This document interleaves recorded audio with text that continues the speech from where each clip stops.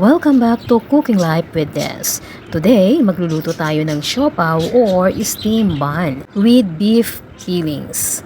So ito, napakasarap at napakalambot na siopao or steam bun. Nalulinisin natin yung surface na ating pagmamasahan. Things that we need: 1 kilo of all-purpose flour, 11 grams of yeast, pinch of salt, 3 tablespoons of white sugar or any kind of sugar that's available, 1 teaspoon of baking soda. So let's mix them all together. So we need also 3 tablespoons of cooking oil, any kind of cooking oil, 1 and 1/4 glasses of water or normal water or a bit warm of water. It's up to you. Both can be used. Then add the water slowly or gradually. Don't add it at once. Slowly add it while you are kneading the flour, just like this.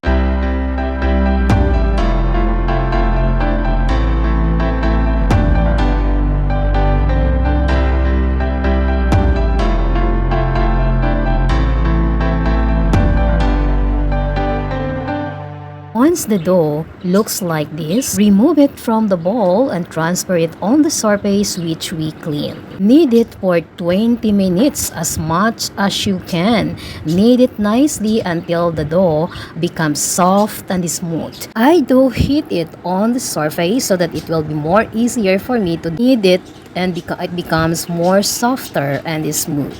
But if you have a machine to knead it, then it will be more easier and nice. But if you don't have, and if you want to do it manually, you have to do it nicely, because that is the secret of a soft and smooth steam bun or siopao. It depends on how you knead it. Then put it back on the bowl and spread with a bit of oil. Place it on one side to rise for 1 hour. Waiting for the dough to rise, I recycled the leftover beef karhay using the pressure cooker so that it will be more softer, just like this. Now it's ready. Let it be cool. Actually guys, it depends on you if what type or what kind of fillings do you want. You can make it as you wish. 1 hour, the dough looks like this. Let us remove it from the bowl, knead it a little bit more, and then cut it into pieces. It depends on how big do you want, but here I made it 50 grams each.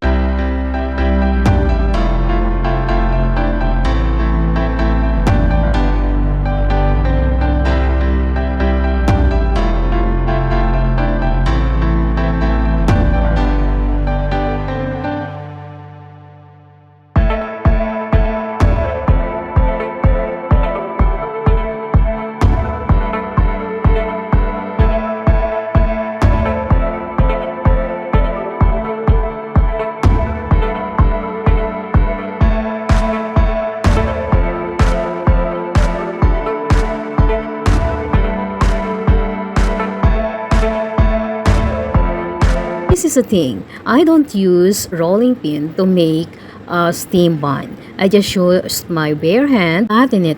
Just make sure that when you are flattening the dough, the center of the dough is thicker than the sides, because we are going to cover it like this. And this is the way I'm covering it, since this is so easy, and also you will be 100% sure that it will not be opened.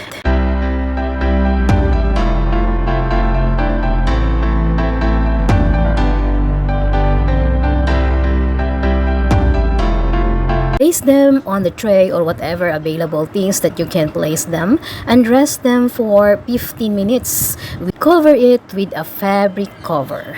Here I use a cooking pot. Boil the water and place the stand, but make sure that the water will not be over on the stand. I am using these 2 cooking pots so that it will be quicker for me to cook all those steam bun.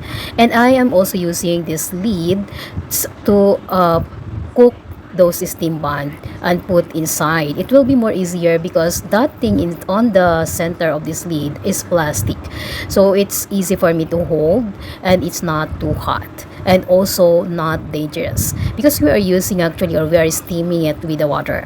So just place it like this, and then I am covering the lid with fabric, since we are steaming the steam bun this way.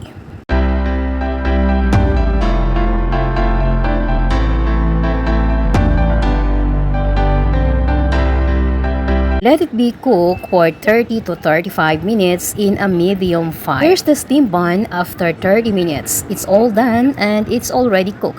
Let us remove and place it on the tray. And these are the steam bun that I made for 1 kilo of flour. Made the sauce as well. I am going to show the recipe on my next video. Thank you so much for watching. If you are new to my channel, please don't forget to subscribe, like, and share. Have a great day everyone and see you on my next video.